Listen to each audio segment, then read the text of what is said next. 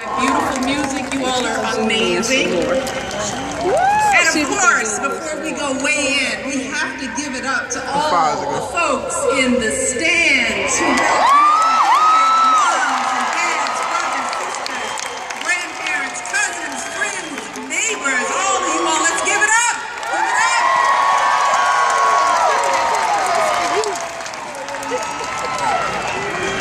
And finally, most of all, I wanted to join in congratulating, what a good looking group, the men and women of Jackson State University class of 2016.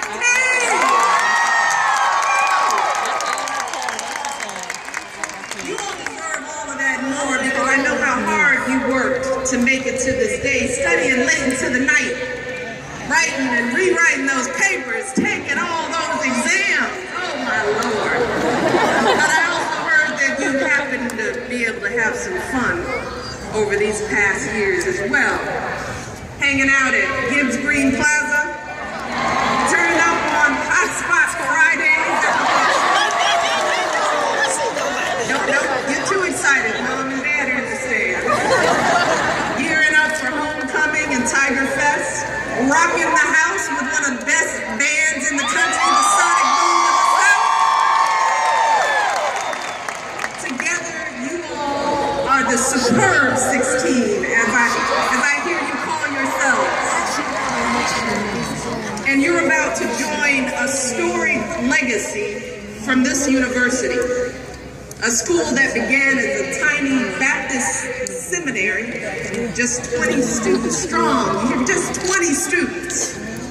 But today has a legacy that reaches across the country and this state, and right here into this very stadium.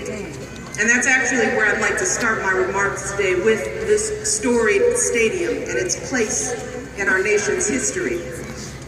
Now, back in 1950, when this stadium was built, it was one of the finest stadiums in the country. Quickly became the pride of Mississippi. But the story of this beautiful complex also has a darker side. For years, it stood as a steel and concrete tribute to segregation because Jim Crow laws meant that only white teams and fans were allowed through these gates. Back in 1962, during an Ole Miss football game, the stadium became the site of what was essentially a pro-Jim Crow rally with fans waving Confederate flags and singing a song called Never No Never to protest the admission of an African-American student to their university. By halftime, they convinced the governor to even speak. He said just 3 sentences. He said, "I love Mississippi, I love her people, our customs. I love and respect our heritage." And the crowd went wild because they knew exactly what he meant. That game was just one small moment in a struggle of civil rights that inflamed this entire country, but often burned hottest right here in Mississippi, the state where a 14-year-old boy named Emmett Till was beaten and murdered, where NAACP leader Medgar Evers was assassinated, where freedom riders overflowed the jails, where gunshots would ring out here on your campus, killing young people and littering one of your dorms with bullet holes still seen today.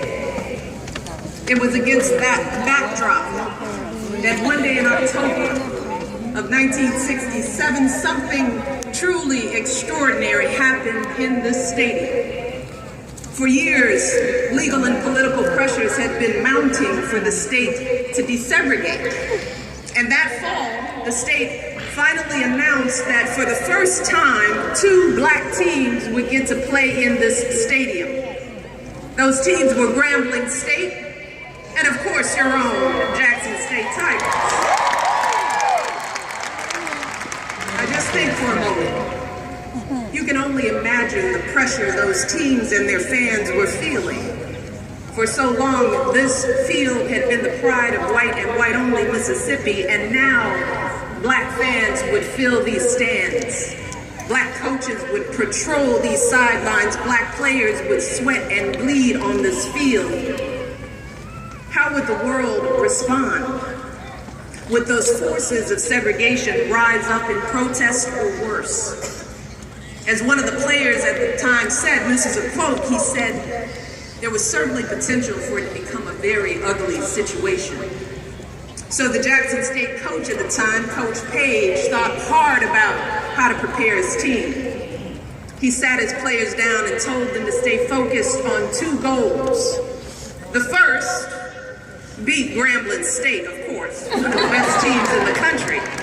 The second, he said, rise above the fray and set a good example. He said, because the whole state, the whole country would be watching.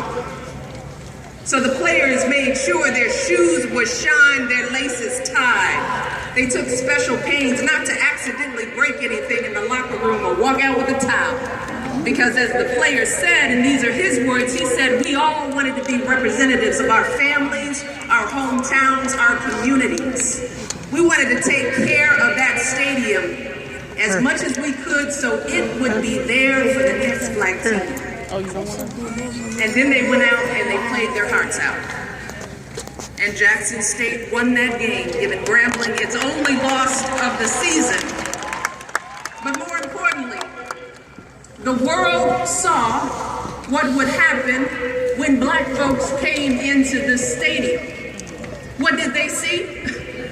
They saw people enjoying a football game.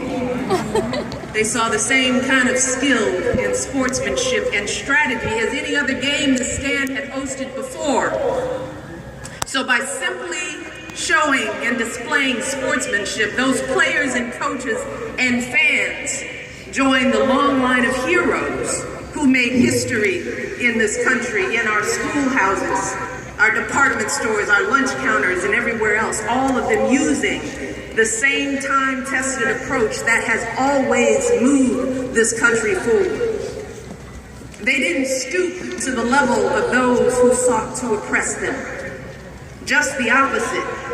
They rose up. They combated small-mindedness with dignity, integrity, and excellence.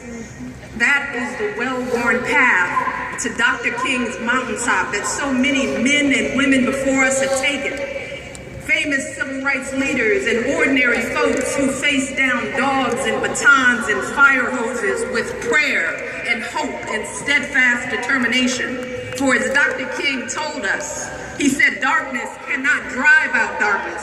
Only light can do that.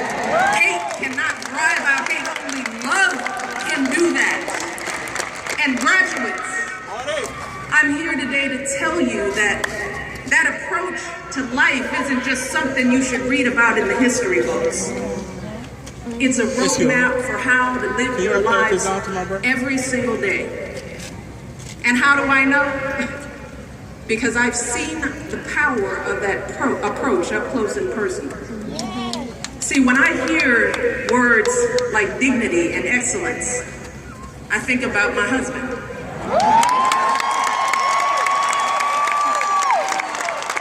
See, I know I'm biased, and I do think he's cute too. But as I've walked this journey with Barack, I've gotten a pretty good look at what it means to rise above the fray. What it means to set your eyes on the horizon, to devote your life to making things better for those who will come after you. I have seen how, no matter what kind of ugliness is going on at any particular moment, Barack always stays the course. See, I've watched him stay up late, night after night, reading and writing and wrestling with the impossible decisions